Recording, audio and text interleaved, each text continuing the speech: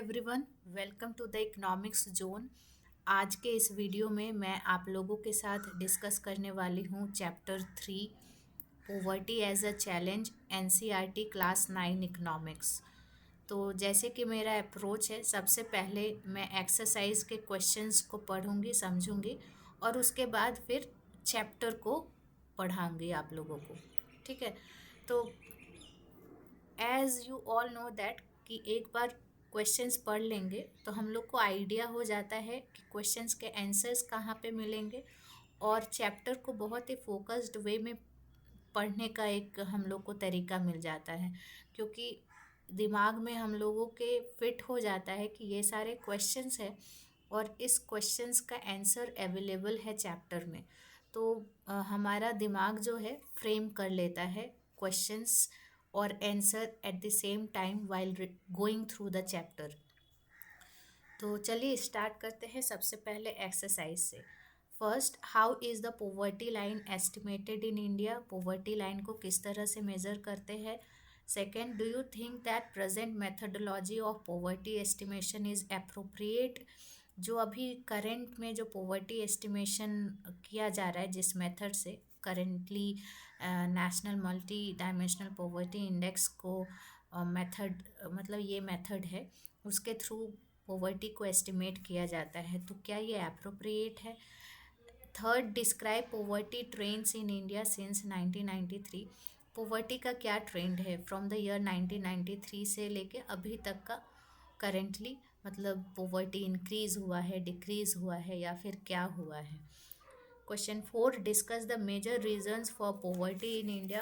क्या रीजंस है पोवर्टी के, उस सारे रीजंस को यहाँ पे बताना है। 5 questions. Identify the social and economic groups which are most vulnerable to the poverty in India. कुछ सोसाइटी में कुछ ऐसे सोशो इकोनॉमिक ग्रुप्स होते हैं जो बहुत वल्नरेबल होते हैं इंडिया में। ठीक है, वो लोग पोवर्टी में ज़्यादा वो बिलोंग करते हैं। कुछ इकोनॉमिक सोशो इकोनॉमिक ग्रुप ऐसे होते हैं, जैसे बहुत ही लोअर कास्ट के जो भी पीपल आते हैं, they fall most vulnerable category. Next, give an account of inter state disparities of poverty in India. देखिए, हमारे इंडिया में बहुत सारे स्टेट है और हर एक स्टेट में पोवर्टी का लेवल अलग अलग है, तो उसके बारे में पढ़ना है। Next, describe global poverty trend. अब जिस तरह से इंडिया का ट्रेंड पढ़ेंगे वो ईयरली वाइज, एक पर्टिकुलर ईयर को लेके हर एक कंट्रीज़ में क्या क्या पोवर्टी है, कितना लेवल ऑफ पोवर्टी है, परसेंटेज ऑफ पोवर्टी है, अगर वो कंपैरिजन किया जाए अलग अलग नेशन का, तो वो ग्लोबल पोवर्टी ट्रेंड्स होगा और उसके बारे में हम लोग पढ़ेंगे। चैप्टर में मिलेगा ज़रूर, है ना। Next, describe the role of government in reducing poverty in India. Role of government हम लोग देखेंगे कि क्या है in order to mitigate the poverty in India. Next, what do you understand by human poverty? Human poverty से आप क्या समझते हैं? Next, who are the poorest of the poor? Poor में भी जो सबसे ज़्यादा पुअर होते हैं वे कौन लोग हैं? Next, what are the main features of Mahatma Gandhi national rural employment guarantee act 2005? Important features क्या क्या है, कैरेक्टरिस्टिक भी कह सकते हैं कि क्या क्या है एमजी नरेगा एक्ट का, है ना। Next, differentiate between consumption based poverty line and NMP index based poverty estimate. ये भी चीज़ हम लोग चैप्टर में पढ़ेंगे कि कंजप्शन बेस्ड मतलब जो भी कंज्यूम कर रहे हैं उसके बेसिस में पोवर्टी लाइन को डिफाइन किया गया है, और एक है national multi dimensional poverty index के बेसिस में पोवर्टी को एस्टिमेट किया गया है। तो इस दोनों मेथडोलॉजी में क्या डिफरेंस है। Next, list indicators use to estimate multi dimensional poor in India. देखिए, पुअर के बहुत सारे मल्टी डायमेंशनल फेसेस होते हैं, तो उसको मेज़र करने के लिए बहुत सारा इंडिकेटर्स का यूज़ होता है, तो उन सारे इंडिकेटर्स को लिस्ट डाउन करना है यहाँ पे। तो ये हम लोग को चैप्टर पढ़ते पढ़ते सारा कुछ मिल जाएगा, है ना। So let's begin the chapter. तो ये चैप्टर में हम लोग पॉवर्टी के बारे में पढ़ेंगे। We will study about poverty, multi-dimensional poverty through examples. poverty social scientist किस तरह से एनालाइज करते हैं, इंडिया का ट्रेंड क्या है पॉवर्टी में, वर्ल्ड का ट्रेंड क्या है, कॉजेज़ क्या है पॉवर्टी का, और एंटी पॉवर्टी मेजर्स क्या क्या लिए गए हैं गवर्नमेंट के द्वारा। और eight the end of the chapter हम लोग पॉवर्टी से ह्यूमन पॉवर्टी के तरफ शिफ्ट करेंगे। पॉवर्टी में बेसिकली अगर कंजप्शन और एक्सपेंडिचर को लिया जाए तो वो बहुत ही नैरो टर्म में डिफाइंड होता है पॉवर्टी का। बट ह्यूमन पॉवर्टी का बहुत सारा एंगल होता है। सैनिटेशन हो गया, अच्छा एजुकेशन हो गया, हेल्थ हो गया। अगर इन सारी चीज़ों को इंक्लूड करते हैं पॉवर्टी को मेज़र करने के लिए तो वो ह्यूमन पॉवर्टी होता है। ठीक है, तो इसके बारे में भी हम लोग at the end of the chapter पढ़ेंगे। तो let us study this chapter in a very detailed way. Introduction. देखिए, in our daily life we come across many people who we think are poor. They could be landless laborer in villages and people living in overcrowded jhuggies in cities. They can be called poor, right? Why? क्योंकि वे लोग वैसी स्थिति में रहते हैं जहाँ पे वे लोग रहने के लिए मजबूर हैं। फॉर एग्ज़ाम्पल, आप मुंबई का धारावी जो स्लम एरिया है उसको अगर देखिएगा तो they are living in such an inhuman condition, और उस इनह्यूमन कंडीशन में रहने को वो लोग मजबूर है क्योंकि उनके पास इनफ इनकम नहीं है इसीलिए। या फिर हम लोग प्रीवियसली चैप्टर 2 में देखें कि दाला और रामकली जैसे लोग लैंडलेस जो लेबरर है वे लोग भी मतलब कच्चा हाउस या फिर outskirt of the rural area में रहने को मजबूर है because they do not have enough means to fulfil all the things that is required in their life, right? So that people can be called as landless labourer. यहाँ पे हम लोग इस पॉवर्टी को और ज़्यादा डिटेल वे में जानने के लिए दो केसेस हम लोग पढ़ेंगे। एक अर्बन केस पढ़ेंगे और एक पढ़ेंगे रूरल केस। तो लेट अस सी। ओके, इससे पहले बता दें कि हम लोग अभी जो मेथड यूज़ करते हैं पॉवर्टी को मेज़र करने के लिए वो मल्टी डायमेंशनल पॉवर्टी इंडेक्स को यूज़ करते हैं जो कि नीति आयोग के द्वारा इवॉल्व किया गया है।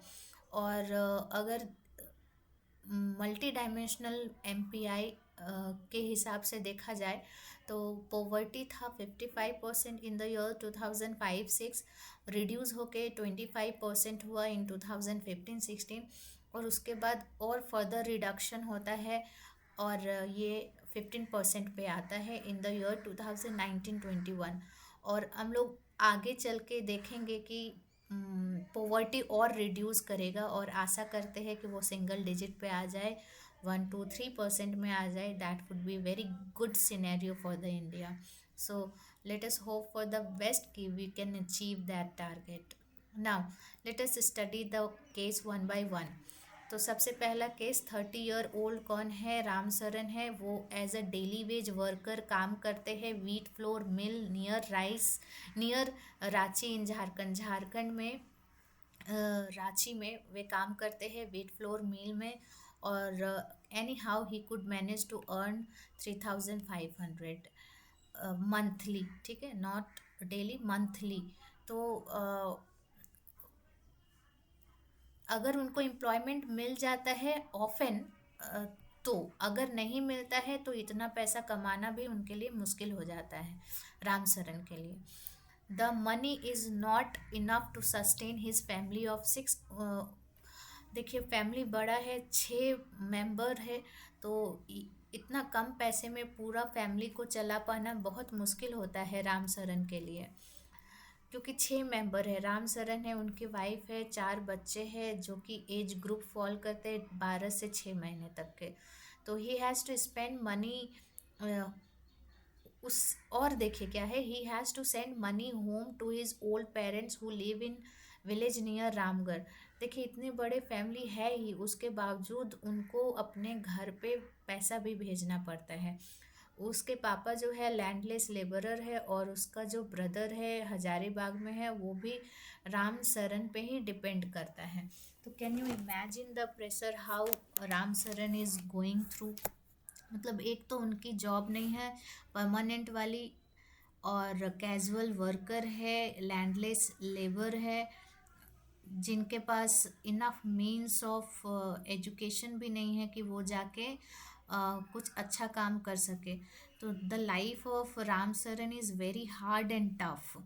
Ram Saran lives in one room rented house in crowded basti in outskirt of city. City का जो एकदम जो होता है ना आउट स्कर्ट एरिया, वहाँ पे वो रहने पे मजबूर है। क्राउडेड बस्ती है जहाँ पे प्रॉपर हेल्थ फैसिलिटीज़ नहीं है, हाइजीन नहीं है, ड्रेनेज सिस्टम अच्छा नहीं है, रोड कनेक्टिविटी सही नहीं है, proper water supply system available नहीं है। उस तरह के एरिया में राम शरण रह रहे हैं, और उनके पास सिर्फ एक रूम है।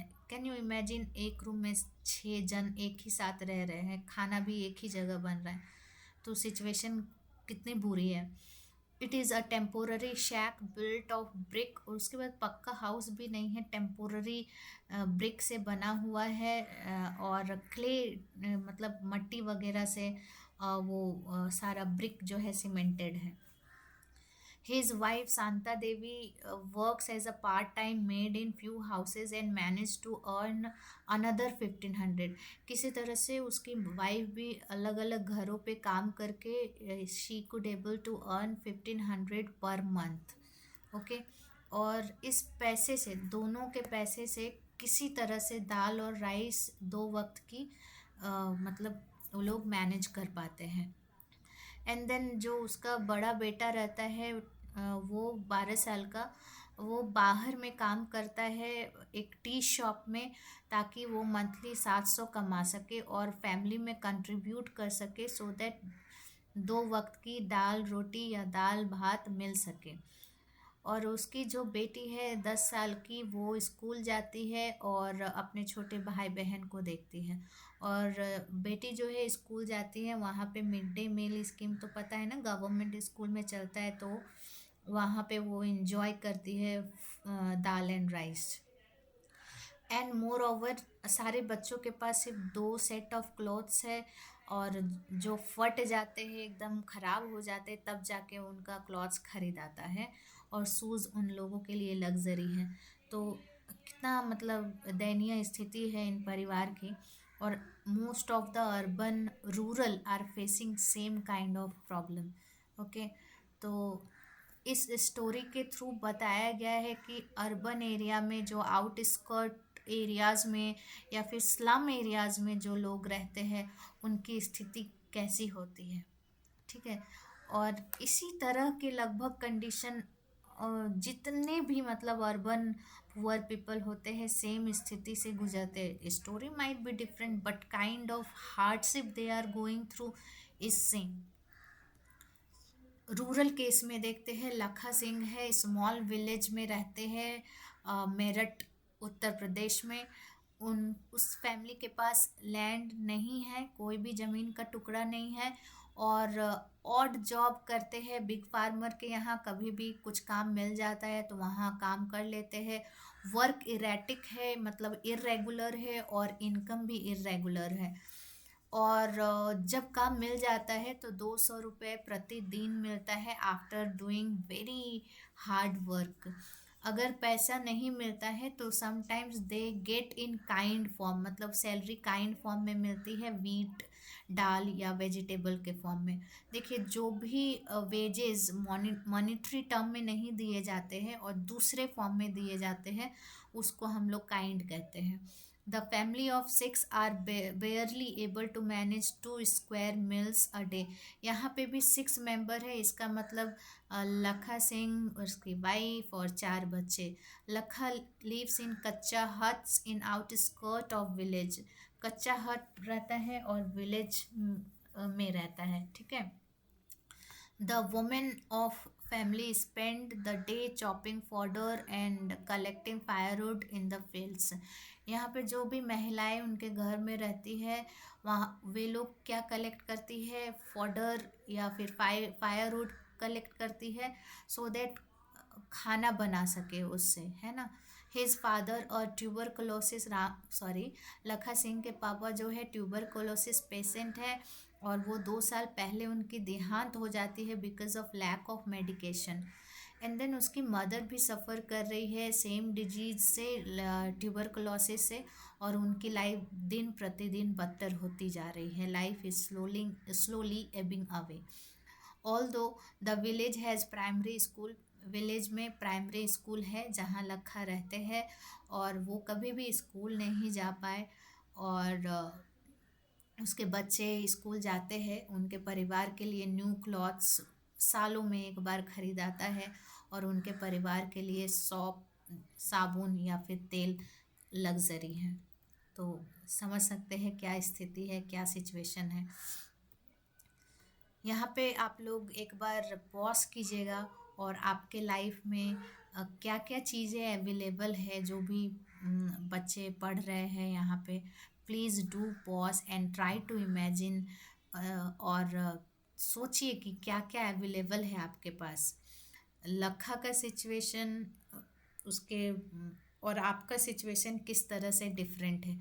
लखा के जो बच्चे फेस कर रहे हैं और आप क्या फेस कर रहे हैं, हाउ द सिचुएशन वेरी, आप लोग जॉट डाउन कीजिए, डिफ्रेंशिएट कीजिए। एक तरफ अपना कंडीशन और एक तरफ लखा के जो बच्चे हैं वो किस तरह से अपना ज़िंदगी काट रहे हैं। ठीक है, you can do it. This will help you to find out how many things you have available in your day to day life and how lucky you are. Okay, now study the above cases of poverty and discuss the following issues related to the poverty. देखिए, हर ये जो issues है और poverty से किस तरह से ये रिलेटेड है। देखिए, लैंडलेसनेस रहने से पोवर्टी होता ही होता है, बिकॉज अपना तो कोई पीस ऑफ लैंड नहीं रहता है जहाँ पे खेती बाड़ी कर सके और सस्टेन तरीके से अपने फैमिली को चला सके, या फिर बहुत ही छोटा टुकड़ा का लैंड है तो वो मतलब ज़्यादा बेहतरीन तरीके से खेती नहीं कर पाते हैं, सरप्लस नहीं हो पाता है, या फिर अपना मीन्स को भी सेटिस्फाइड नहीं कर पाते। तो ये कंडीशन रहती है पुअर पीपल के। अगर पोवर्टी की बात किया जाए तो जहाँ पे अनएम्प्लॉयमेंट है वहाँ पे पोवर्टी है, क्योंकि मान लीजिए इर्रेगुलर एम्प्लॉयमेंट हुआ या फिर सीजनल एम्प्लॉयमेंट एग्जिस्ट होता है, इसका मतलब इनकम जो है इरेटिक है, इर्रेगुलर है। तो इर्रेगुलर इनकम होने से क्या होगा, रोज़मर्रा की चीज़ें पूरी नहीं हो पाएगी, खाना पीना सबका प्रॉब्लम हो जाएगा। दैट्स वाई अनएम्प्लॉयमेंट है तो मतलब पोवर्टी है। जहाँ पे पोवर्टी होता है वहाँ देखने को मिलता है कि साइज़ ऑफ फैमिलीज़ बहुत ज़्यादा होते हैं, बड़े परिवार होते हैं। लिटरेसी लेवल काफ़ी कम होता है या ना के बराबर होता है। यहाँ पे आप रूरल केस में देखें कि लाखा कभी स्कूल नहीं गया, कभी पढ़ा नहीं, जिसके चलते ना प्रॉपर एजुकेशन ना स्किल्स कुछ भी डेवलप नहीं हो पाता है।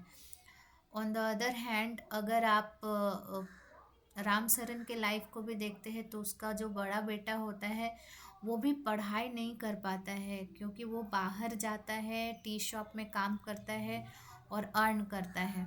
तो उन लोग को लगता है कि जाके पढ़ाई करना इससे अच्छा है कि कुछ बाहर जाके कमाई कर लेना, है ना, ताकि बच्चे जो बड़े बच्चे हैं परिवार को पाल सके, जिसके कारण लिटरेसी लेवल में काफ़ी कमी देखने को मिलती है। हेल्थ और न्यूट्रिशन लेवल अच्छा नहीं होता है, जो इतना मीगर अमाउंट ऑफ इनकम उन लोग के पास होते हैं पुअर पीपल के पास, कि वे 2 वक्त किसी तरह से अपना पेट भरते हैं और बहुत ही सारा न्यूट्रिशन से वो डिप्राइव्ड रहते हैं। ठीक है, क्योंकि प्रॉपर एडिक्वेट जो फ्रूट्स हो गए, ये सब लग्जरी चीज़ें हो जाती है पुअर पीपल के लिए। फ्रूट्स वगैरह, सप्लीमेंट्स, ये सब वे लोग नहीं अपने फूड में इंक्लूड कर पाते हैं। And all these things led to helplessness. Obviously जब कंडीशन इतनी बुरी है, अनएम्प्लॉयमेंट है, कुछ है नहीं परिवार में खाने को, फैमिलीज़ के साइज़ बड़े हैं, कुछ पढ़ लिख भी नहीं पा रहे हैं, तो सिचुएशन बहुत ही हेल्पलेसनेस की क्रिएट हो जाती है। क्योंकि जब एजुकेशन नहीं हो और इतने मतलब पैसे की भी कमी हो, तब क्या होता है कि प्रॉपर मीन्स, एक तो अपने आप का जो ज़रूरत रहता है, जो भी ज़रूरत रहता है परिवार का, वो पूरा नहीं हो पाता है। और दूसरी बात, एजुकेशन ना होने से बहुत सारे स्कीम्स, योजना, इन सब का इंफॉर्मेशन वे गैदर नहीं कर पाते हैं, प्रॉपर डॉक्यूमेंट नहीं बना पाते हैं, जिसके कारण बहुत सारे बेनिफिट्स से वे लोग वंचित हो जाते हैं। ठीक है।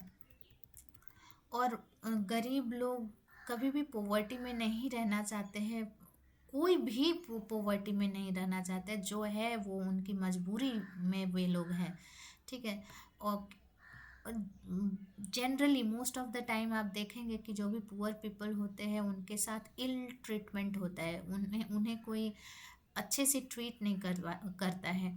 चाहे वो फार्म में काम करे, फैक्ट्रीज में काम करे, ऑफिस में काम करे, हॉस्पिटल या रेलवे स्टेशन एक्सेट्रा में काम करे, उन्हें वेल ट्रीट नहीं किया जाता है। उनको बहुत बार डांट दिया जाता है या छोटी छोटी गलतियों पे मार पीट दिया जाता है। तो इस तरह का सिचुएशन देखने को मिलता है। ठीक है। और बहुत सारे ऐसा परसेप्शन समाज में बने हुए हैं कि जो अ, कोई एक पर्टिकुलर कास्ट का इंसान है तो they belong to the criminal one.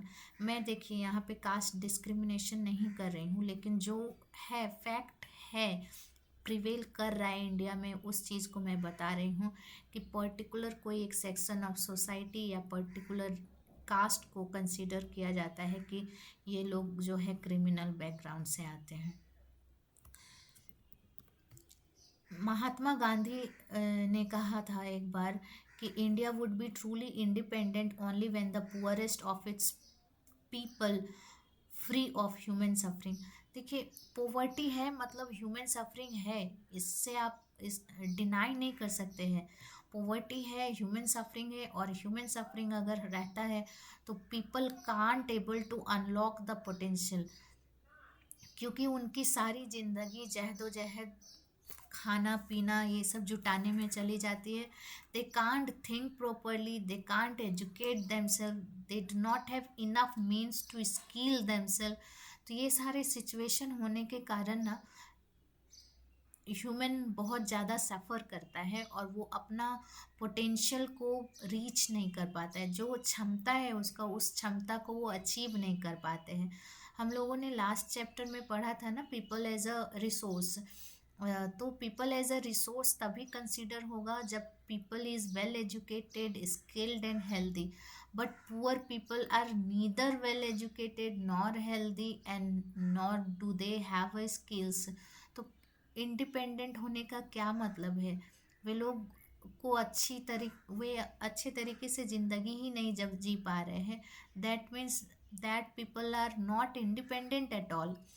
तो इंडिपेंडेंट हम लोग तभी कंसिडर कर सकते हैं जब एक इंसान है जो ह्यूमन सफरिंग से मतलब छुटकारा मिलता है उनको। ठीक है, चलिए अब देखते हैं कि सोशल साइंटिस्ट जो है पोवर्टी को किस तरह से देखते हैं। तो सबसे पहले पोवर्टी को इंडिकेट करते हैं bye means of levels of income और कंजप्शन। ठीक है। फिर मल्टी डायमेंशनल पोवर्टी इंडेक्स को निकाला गया और मेथड इवॉल्व हुआ बाय नीति आयोग, और 3 ब्रॉड इंडिकेटर्स इंक्लूड किए गए।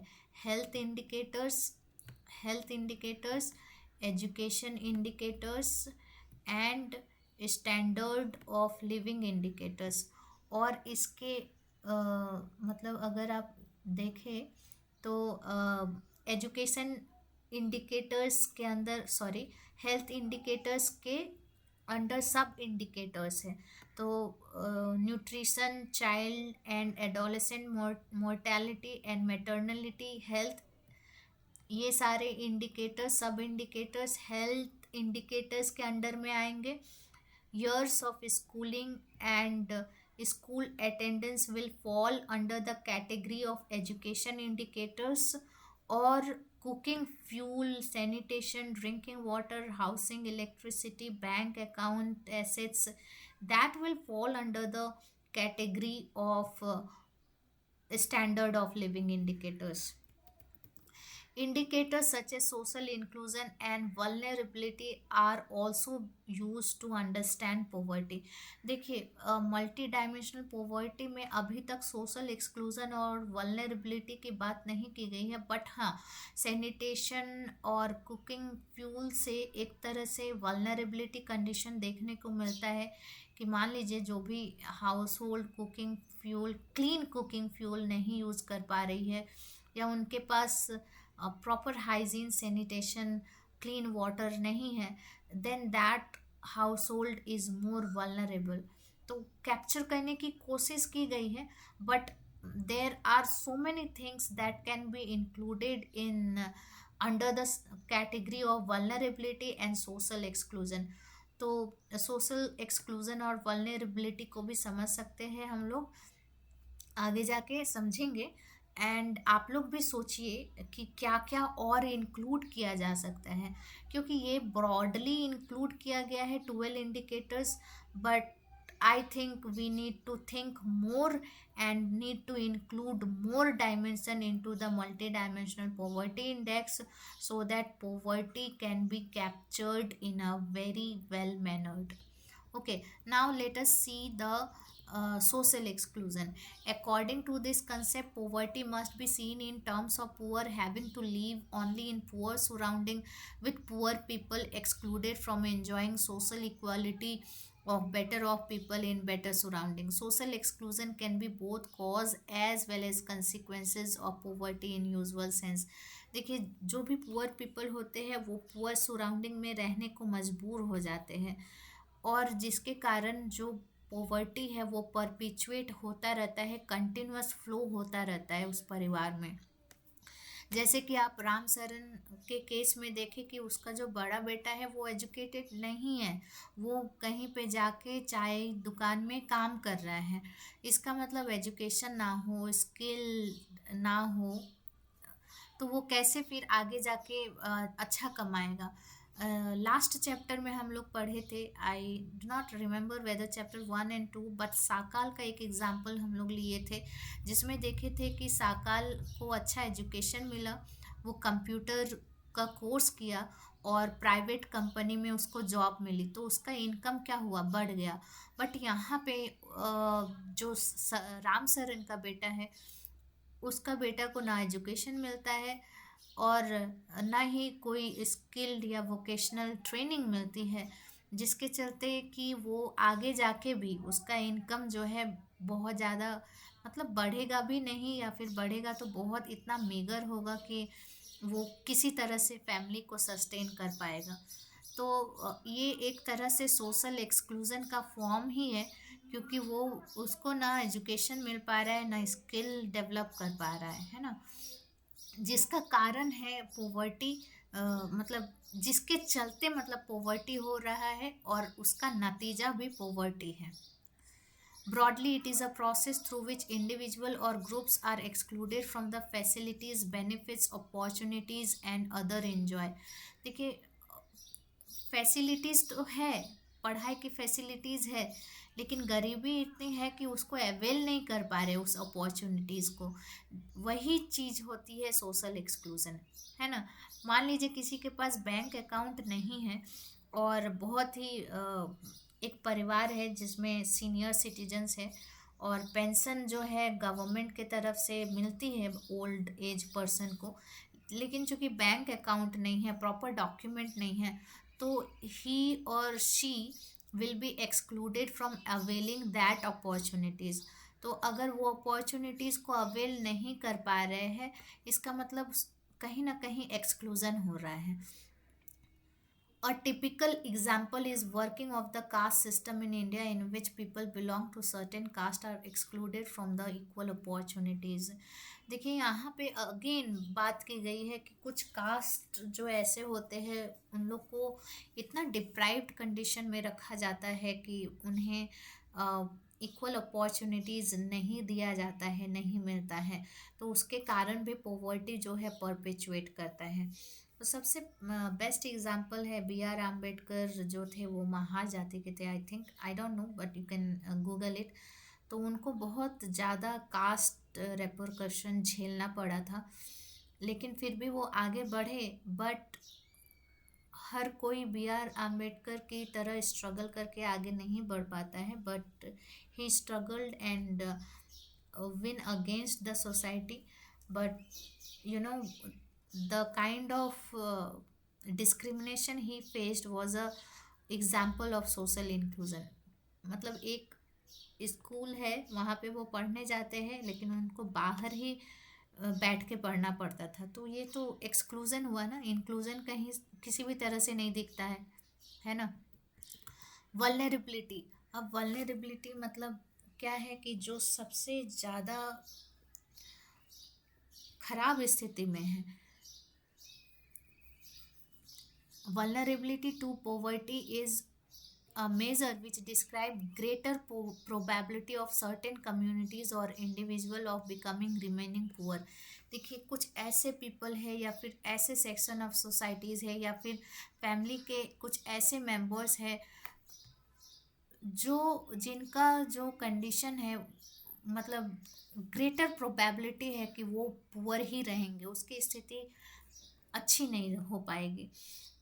तो ऐसे कौन से पीपल है, तो यहाँ पे मेंशन किए गए हैं कि कुछ बैकवर्ड कास्ट है, हैंडीकैप्ड पर्सन है, और जो मान लीजिए इन्फेंट जो चाइल्ड होते हैं, वे लोग भी मोस्ट वल्नरेबल फॉर्म में आते हैं। Vulnerability is determined by option available to different communities for finding an alternative living in terms of asset, education, health and job opportunities. ऐसे पर्सन जिनके पास एसेट नहीं है, एजुकेशन नहीं है, हेल्थ नहीं है, जॉब अपॉर्चुनिटीज़ नहीं है, they are the most vulnerable person of the society. ठीक है।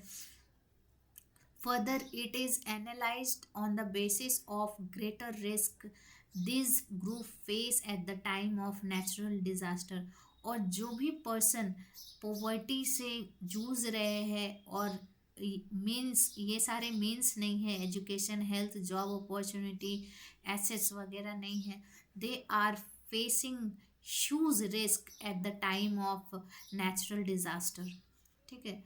अब फिजिकली हैंडीकैप जो चैलेंज्ड पर्सन रहते हैं, they are also the most vulnerable one. क्योंकि मान लीजिए फ्लड, सुनामी, अर्थक्वेक कुछ भी आता है, they will not able to help them self out. But on the other hand those who are physically fit, they can able to help them self, right. तो यहाँ पे फिजिकली चैलेंज्ड पीपल होते हैं, वो भी और पुअर है basically, they are also the one who are the most vulnerable section of the society। Vulnerability describe the greater probability of being more adversely affected than other people when bad times come for everybody, whether a flood or earthquake or simply a fall in availability of jobs। देखिए, vulnerable people को हम लोग कैसे describe कर सकते हैं।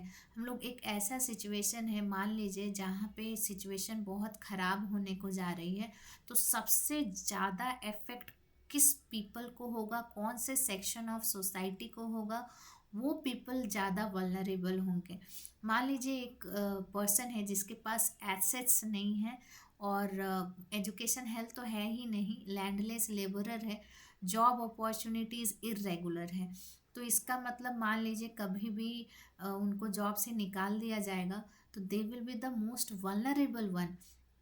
उनको वो अपना ज़रूरतमंदों की चीज़ों को पूरा नहीं कर पाएंगे।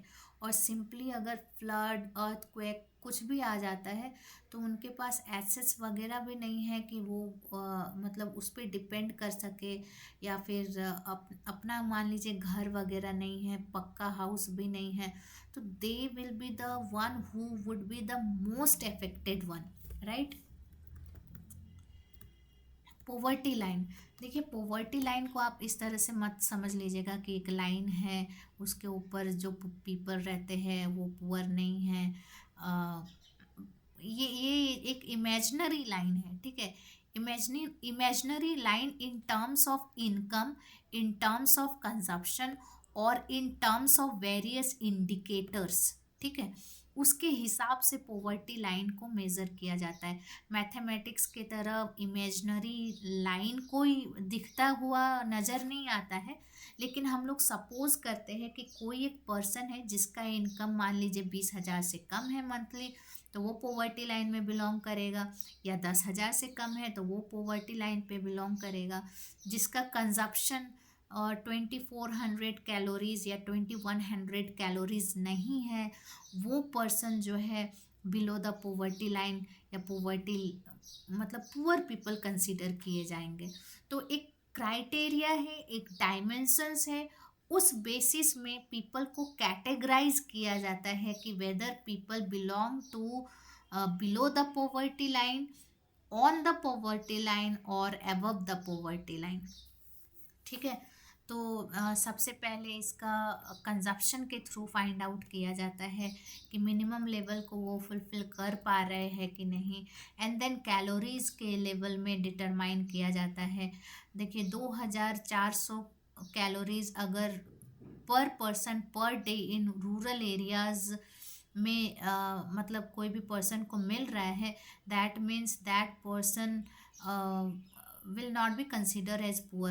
On the other hand, if they are unable to fulfill that requirement, then that person will fall under the category of below the poverty line. Again, 2100 calories पर person per day in urban areas अगर नहीं मिल पा रहा है, requirement नहीं fulfil हो रहा है, then person will be called as poor and they will fall under the category of below the poverty line, ठीक है। But nowadays government of India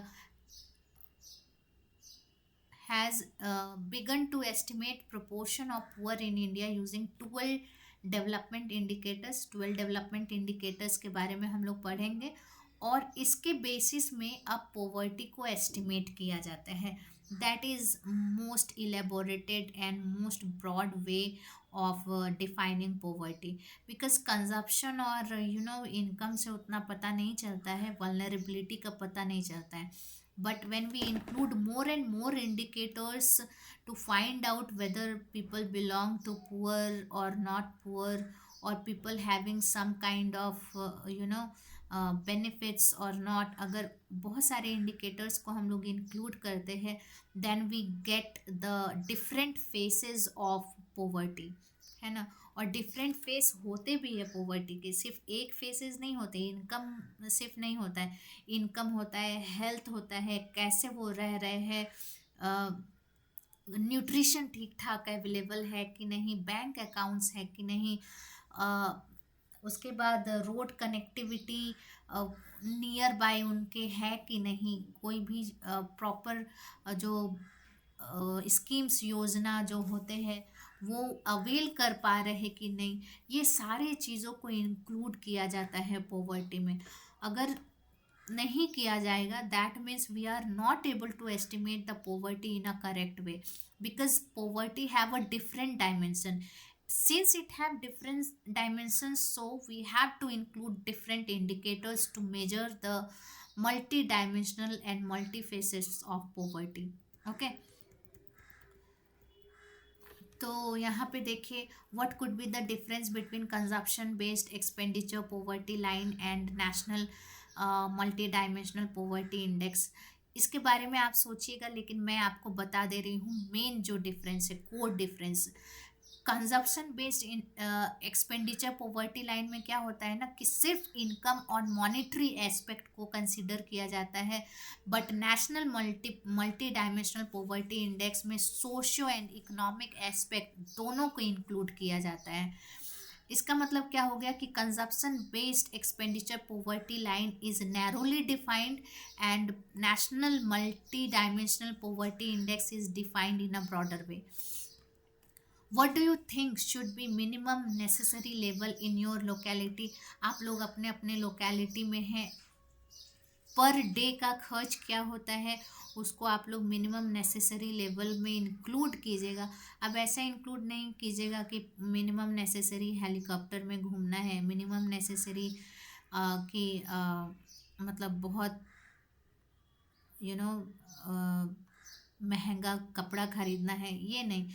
जो बेसिक नीड्स है उसका प्राइसेस क्या है और डेली नीड्स फुलफिल करने के लिए कितना खर्च होते हैं, आप लोग वो एक एस्टिमेट कीजिए और बताइए, यहाँ पे कमेंट कीजिए कि क्या है मिनिमम नेसेसरी लेवल। ओके तो हम लोग देखें बहुत सारे इंडिकेटर्स है या बहुत सारे एस्टिमेट करने का तरीका है या मेथड है पॉवर्टी को एस्टिमेट करने का। तो कंजप्शन हो गया, एक्सपेंडिचर हो गया, कैलोरी बेस्ड हो गया और मल्टी डायमेंशनल पॉवर्टी इंडेक्स हो गया। अब एक दूसरा तरीका के बारे में भी यहाँ पे दिया गया है, हेड काउंट रेशियो। ये क्या है? तो इसमें the number and the proportion of poor people in India describe किया गया। ये एक छोटा सा एग्जाम्पल लेकर पढ़ते हैं। फॉर एग्जाम्पल एक जगह है, मान लीजिए कंट्री ए है, वहाँ पे 100 पीपल है, 100 में से 20 जो है वो पुअर पीपल है। तो 20/100, 20/100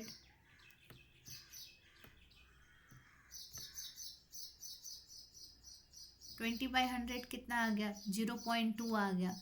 लेकिन अगर इसको आप परसेंटेज में भी कैलकुलेट कर सकते हैं, इंटू 100 कर दीजिए, तो head count ratio of poor people कितना हो जाएगा? 20%। 20%। तो इसी तरीके से आप लोग हेड काउंट रेशियो को निकाल सकते हैं। ठीक है, ये एक सिंपल एग्जांपल था।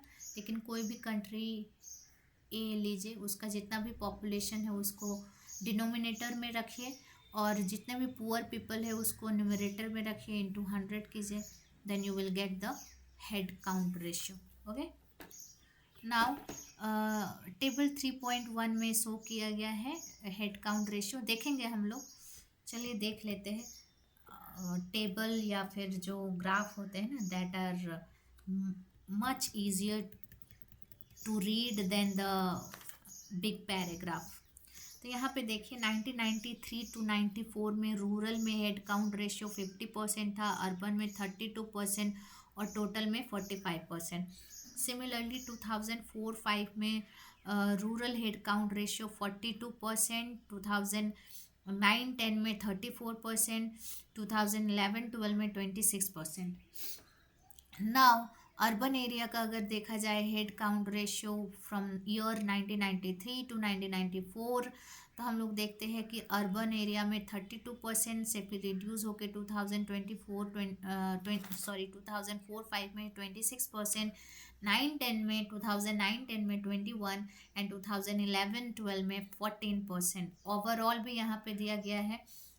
तो ये एक ट्रेंड है। अगर मान लीजिए कि आप एक ग्राफ बनाते हैं, यहाँ पे ईयर एक्स एक्सिस में ईयर डालिएगा और यहाँ पे वाई एक्सिस में आप ये कर लीजिएगा, हेड काउंट रेशियो को दीजिएगा।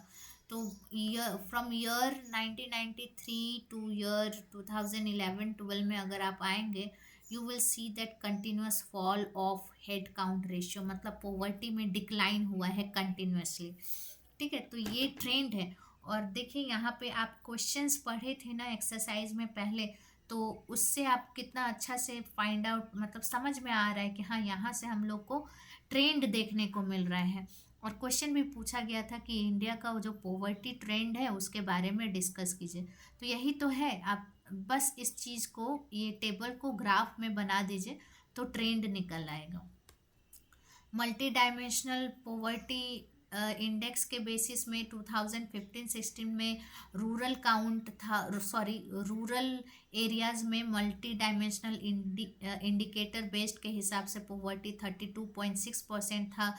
रूरल एरियाज़ में 2019-21 तक 19.3% था। ठीक है, पॉवर्टी। और अर्बन एरिया में 8.7% और 2019-21 में 5.3% ओवरऑल यहाँ पे बात हुई है कि 2015-16 में 25% था, 2019-21 में 15%। और हम लोग आगे आशा करते हैं कि poverty will reduce to a single digit number, है ना। देखिए, now we need to know the all the 12 indicators that are used by Niti Aayog to find out the national multidimensional poverty index. Exam के point of view से बहुत ही important है। तो क्या क्या इंक्लूड किया गया है? Nutrition, child adolescent mortality, maternal health, years of schooling, school attendance, cooking fuel, sanitation, drinking water, housing, electricity, assets and bank account. देखिए, बैंक अकाउंट जो मैं कही थी ना, एक्सक्लूजन का बहुत बड़ा पार्ट है बैंक अकाउंट। अगर किसी के पास बैंक अकाउंट नहीं है तो socially he or she will be excluded and financially he or she will be excluded. Okay, तो चलिए देखते हैं, न्यूट्रिशन से स्टार्ट करते हैं कि जो भी देखिए फैमिली में अच्छा न्यूट्रिशन लेवल नहीं रहता है तो उस फैमिली और हाउस होल्ड को हम लोग पुअर कंसीडर करते हैं। तो यहाँ पे क्या बताया गया है कि a household is consider deprived if any child between ages 0 to 59 month. Child है जो कि 0 से 59 मंथ का है, वुमेन है जिसका एज 15 से 49 तक है, और जो मेन है जिसका एज 15 से 54 तक है, अगर उनका न्यूट्रिशन लेवल ठीक नहीं है, अंडर न्यूरिश्ड है, दैट मीन्स कि वो फैमिली पुअर फैमिली में बिलोंग करती है। चाइल्ड एडोलेसेंट मोर्टेलिटी की बात किया जाए तो मान लीजिए कि आज 2025 है और इस पीरियड में सर्वे किया जा रहा है और एक फैमिली को उठाया गया और 5 साल तक का डेटा लिया जा रहा है कि एक पर्टिकुलर फैमिली में 18 साल तक के बच्चे की डेथ हुई है या नहीं हुई है। तो अगर हुई है, इसका मतलब ये माना जा सकता है कि वो फैमिली प्रॉपर मेडिकेशन देने में बच्चे को असमर्थ रही, जिसके कारण चाइल्ड एडोलेसेंट या चाइल्ड का डेथ होता है या फिर कोई एडोलेसेंट का डेथ होता है। ठीक है। मैटरनल हेल्थ, अब क्या है, अभी का जो सिचुएशन है यहाँ पे इंस्टीट्यूशनल डिलीवरी पे बहुत ज़्यादा फोकस किया जाता है। पहले तो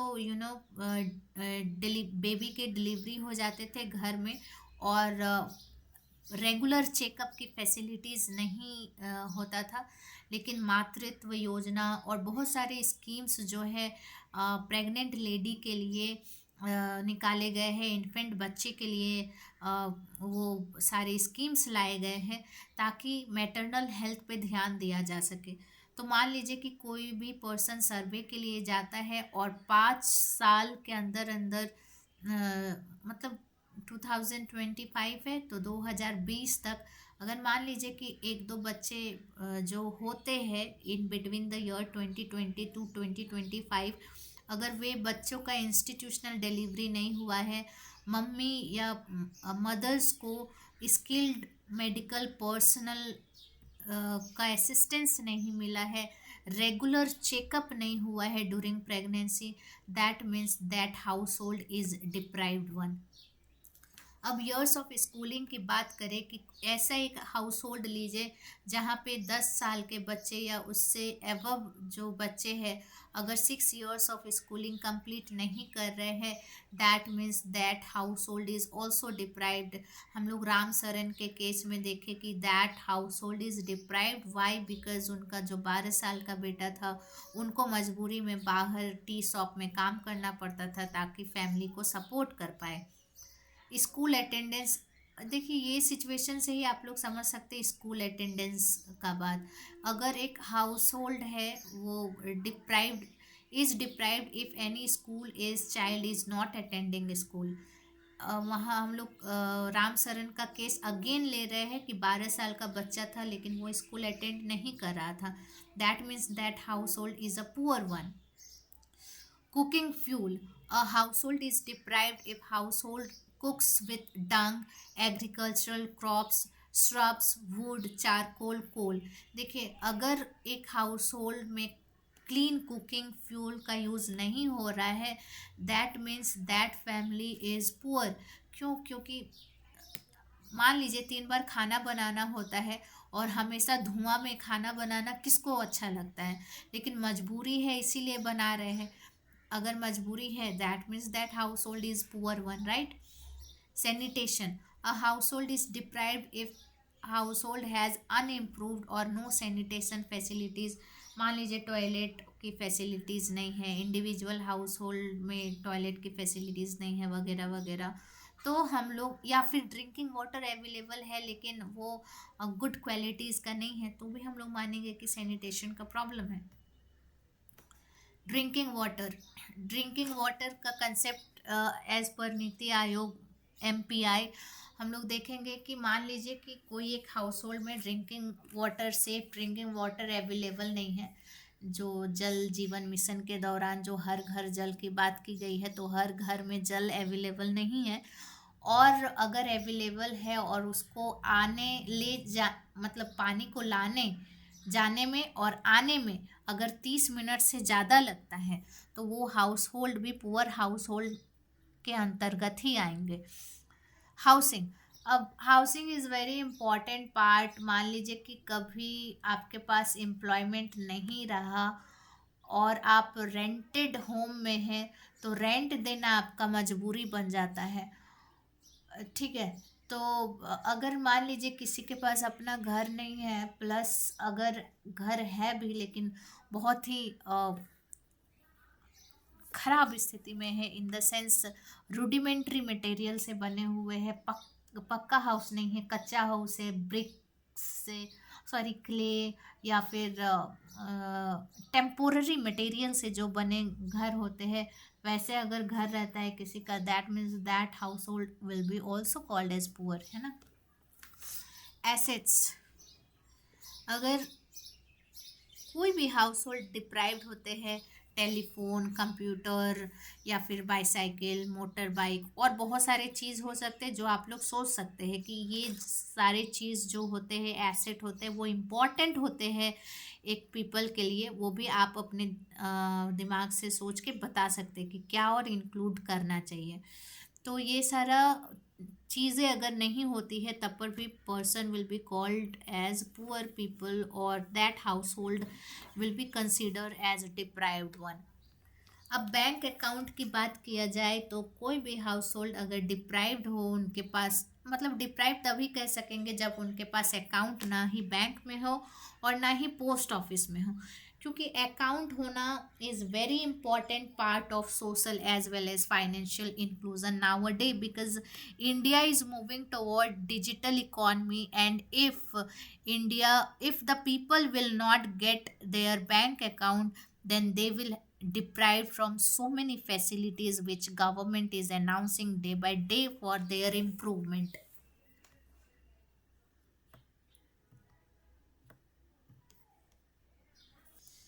आई थिंक वीडियो बहुत बड़ा हो गया, तो ये फर्स्ट पार्ट रहने देते हैं चैप्टर 3 का, पोवर्टी एज अ चैलेंज.